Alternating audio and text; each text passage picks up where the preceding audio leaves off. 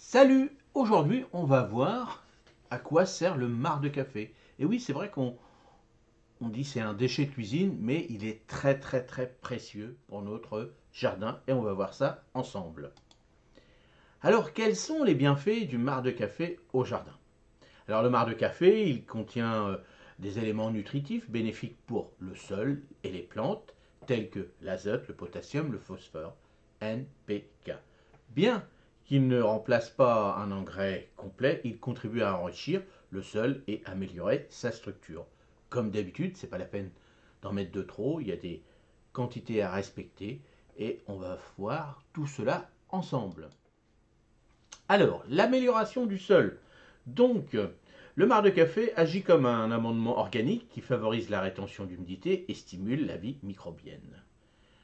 Répulsif, naturel, vous voyez, ça sert à pas mal de choses. Placé autour des plantes sensibles, il aide à repousser certains insectes et les limaces. Bien sûr, à les repousser, mais pas à les tuer.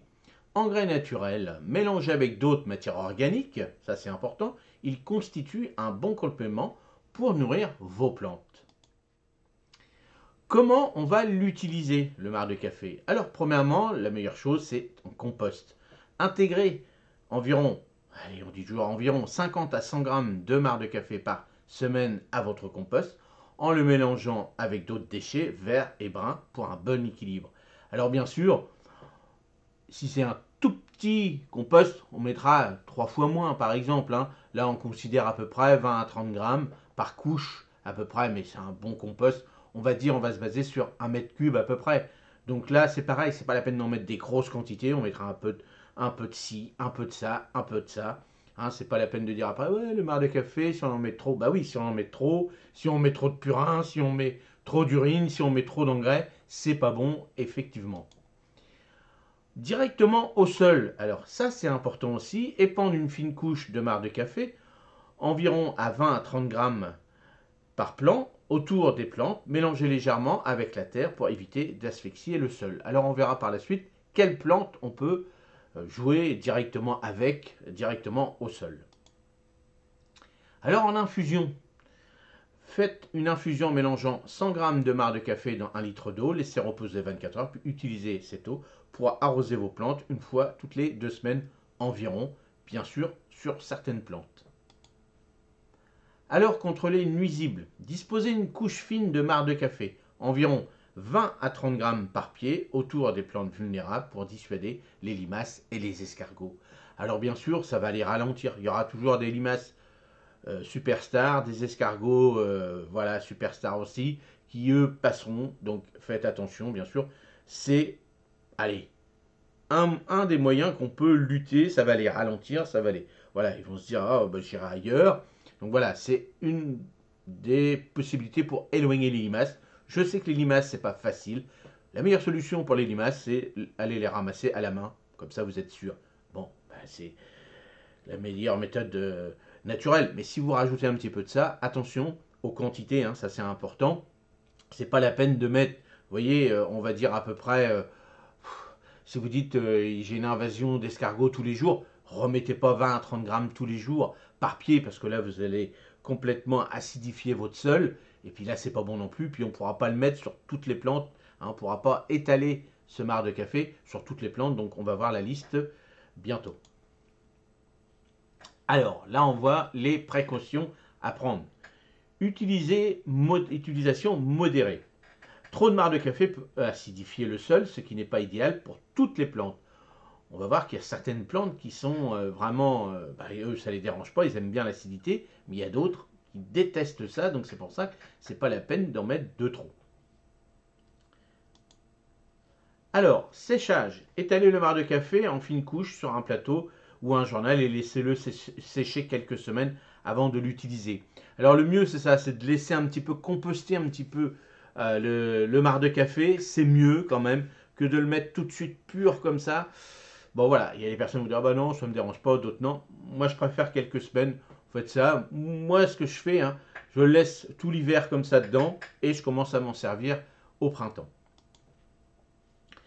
Alors vérifiez les besoins des plantes. Certaines plantes préfèrent un sol neutre ou alcalin pour lequel le marc de café n'est pas adapté. Et bien là, on va voir la liste.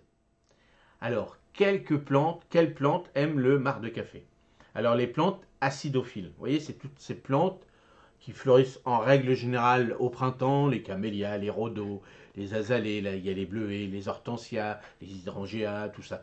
Toutes ces belles plantes qui sont magnifiques. Alors l'hydrangea, il fleurit tout l'été aussi, mais là, ça va être la saison des camélias, des choses comme ça. Et bien ces plantes-là, ils aiment bien une petite quantité, environ 20 grammes par plante.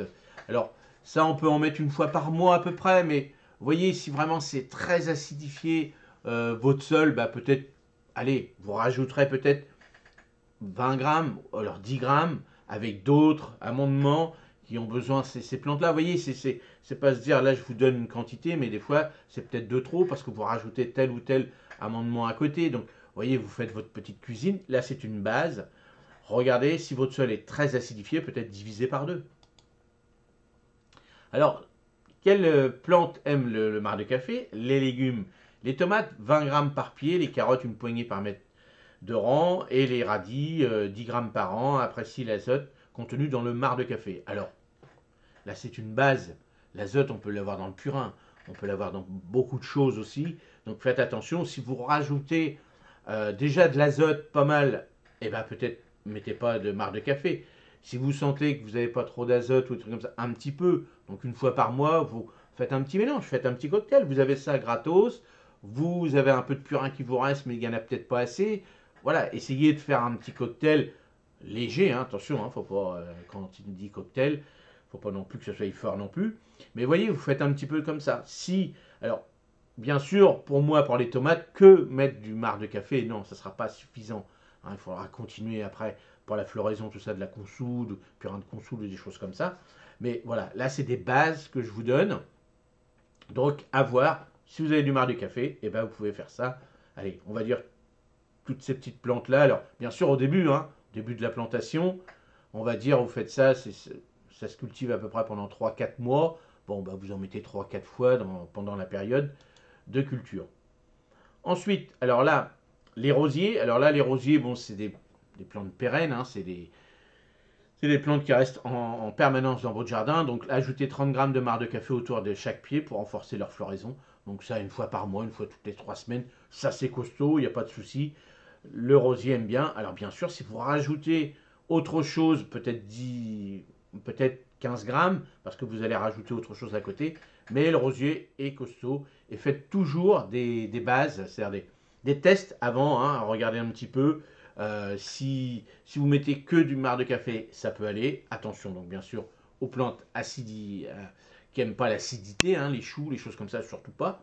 Mais voilà, quand vous faites votre petit cocktail, là la série se termine de tout ce que je vous ai proposé pour être prêt pour commencer la saison. Donc avec des petites choses comme ça que vous avez à la maison facilement. Et puis pour les purins, si vous ne pouvez pas encore avoir ce genre de plantes chez vous, vous pouvez acheter des petits purins. Vous avez la boutique Amazon, là vous avez déjà tout ce qu'il faut dessus. Mais vous voyez, toutes ces petites vidéos, ça vous permet de se dire, tiens, moi est-ce que je vais mettre du purin, est-ce que je vais mettre de l'urine? Moi j'utilise de l'urine, beaucoup moins en purin. Mais bon, cette année, je vais me concentrer à être plus sérieux, comme on dit, c'est toujours le cordonnier le plus mal chaussé. Et moi, c'est un problème de temps. À chaque fois, je dis, je vais faire ci, je vais faire ça, mais comme je travaille beaucoup, donc automatiquement, j'oublie un petit peu. Et moi, je laisse surtout la nature faire, donc ça, c'est le plus important aussi. Mais bon, là, cette année, j'ai dit que je vais faire comme ça, comme ça, comme ça. Je vais m'y tenir, parce que je vous le dis, et puis moi, je le fais moins bien quand même. Et automatiquement, là, il faut... Voilà, c'est des bases toujours. Tout ce que je vous ai donné dans toutes ces vidéos-là, c'est des bases. Donc, on peut dire aussi, oui, mais ça, on peut pas... Oui, ça... oui, bien sûr. Trop, c'est trop. Trop, si vous mettez trop d'engrais, même naturels, et c'est pas bon non plus. Si vous mangez trop de viande, c'est pas bon. Si vous mangez trop d'œufs, c'est pas bon non plus. Donc, trop, c'est trop. Donc, faites vos petits trucs. Regardez, si vous ne savez pas trop, la meilleure solution, c'est de faire une analyse de votre sol. Une fois que vous avez fait votre analyse de votre sol, et là, vous vous basez. Alors, expliquez bien, si vous faites une analyse de votre sol, de bien avoir tous les paramètres. Alors, surtout, bien le pH de votre sol, s'il est plus acidifié, c'est-à-dire s'il est plus acide et plus calcaire, on va dire. Donc là, vous regardez, le mieux, c'est d'être au milieu, 6,5 à peu près. Donc ça, c'est pas mal. Après, si vous avez un bon détail, et puis la personne à qui vous avez demandé de faire une analyse de votre sol. Est-ce que dedans, ça sera marqué, ben, attention, par rapport à ce sol-là que vous m'avez donné, il faudrait peut-être rajouter plus ça, plus ça. Demandez-lui par rapport à ce que je vous ai proposé dans les vidéos. Est-ce que le marc de café, si votre sol n'est pas acidifié par rapport à la plante de rhodo et tout, est-ce que vous pouvez en mettre? Est-ce que, vous voyez, lui, c'est une personne qui est spécialisée, donc il va vous dire exactement, bah, le marc de café, ça serait peut-être mieux de mettre en plus du marc de café ça et ça et ça. C'est comme ça qu'on construit un sol, c'est comme ça qu'on le fait. Mais chaque sol est différent, chaque jardin est différent. Il suffit d'une veine de terre qui est complètement différente. Après, bah, s'il y a le soleil qui agit plus, s'il y a plus de flotte, s'il y a plus de ci, plus de ça, tous les paramètres peuvent être changés. Donc c'est pour ça que c'est pas facile. Il n'y a pas des recettes miracles. Hein, c'est à vous de constater que bah, si vous avez mis tel produit un jour sur les tomates et puis que cette année bah, ça n'a pas marché, parce que de faire des tests dans des pots, c'est bien, mais le pot, il n'est pas, il est pas dans une terre, il n'est pas dans un sol où il peut être drainé, tout ça. Le pot, il se base sur sa petite quantité de terre. Donc, moi, je pense que les analyses qui sont faites en pot, ça donne déjà quelques indications, mais le mieux, c'est en pleine terre, dans votre jardin, et voir vraiment comment ça réagit dans le sol. Donc, c'est comme ça qu'il faut faire, je pense, hein, ça c'est mon idée propre, que la meilleure solution, c'est vos tests à vous. Et puis bah, vous notez, vous dites bah moi non je mets plus de marc de café parce que c'est de la merdouille, je mets plus de purin parce que ça va pas, ou je mets plus de scie, ou je mets pas de coquille parce que pour ça et ça. Alors effectivement pour les limaces par exemple, les limaces, bon bah c'est comme je l'ai dit tout à l'heure, la limace, on met ça, on les ralentit un petit peu parce que si vous travaillez toute la journée puis que le matin vous pouvez pas être là et que le week-end, bon bah des fois ça limite un petit peu, on fait du bricolage autour pour éviter qu'ils viennent et tout. Bon, bah voilà, les pucerons, c'est pareil. Hein, les pucerons, je vous avais fait une petite vidéo, vous pouvez aller la voir. Comment, alors là, détruire les pucerons avec du savon noir, hein, tout simplement. Et ça marche super bien, je vous l'ai montré, et ça marche bien. Mais c'est sûr, quand on a des grosses colonies de pucerons, bah, bien souvent, faut pas attendre qu'il y ait une grosse colonie, il faut le faire tout de suite. Donc surveillez, surveillez, comme d'habitude, votre potager. Alors là, on va commencer maintenant à faire les vidéos de semis, tout doucement, bien sûr. Il faudra être équipé au démarrage, mais après, on va y aller progressivement. C'est-à-dire que moi, je vais vous les donner. Ça va vous indiquer les chaleurs que vous aurez besoin, même si vous n'êtes pas équipé de table chauffante et tout, ben, il faudra au moins un minimum des chaleurs comme ça. Et après, pour pouvoir les garder par la suite. Et vous allez voir que là, on va attaquer tous les légumes. Donc, on est mi-janvier. Donc là, on commence tout doucement.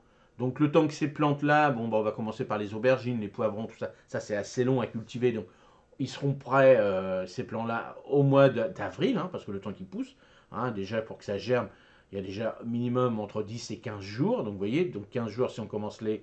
Et ici, bah, c'est fait première semaine de février. Après, on va les rempoter. Il faudra compter un mois pour qu'ils commencent à grandir. Donc on arrivera déjà au mois de mars. Et puis encore un mois pour qu'ils soient bien costauds pour pouvoir les sortir hors gel à l'extérieur. Mais ne soyez pas voilà, pressés, ça sert à rien, tranquille, tranquille. Ces petites vidéos-là sont faites pour vous. L'avantage, c'est que vous pouvez les regarder quand vous voulez. Et voilà, prenez votre temps et prenez du plaisir à faire votre potager, c'est le plus important. Allez, j'espère que cette petite série pour vous prémunir pardon, de tout ça, d'avoir surtout des quantités d'engrais, puis est-ce que moi je vais faire ci ou je vais faire ça. C'est important de leur donner de la nourriture, surtout pour nos légumes, parce que nos légumes, ils restent un certain temps dans notre sol. Si vous ne les nourrissez pas correctement, ils vont végéter, et bah, ce n'est pas le but du jeu. N'hésitez pas dans les commentaires si vous voulez d'autres sortes de vidéos avant qu'on commence la saison.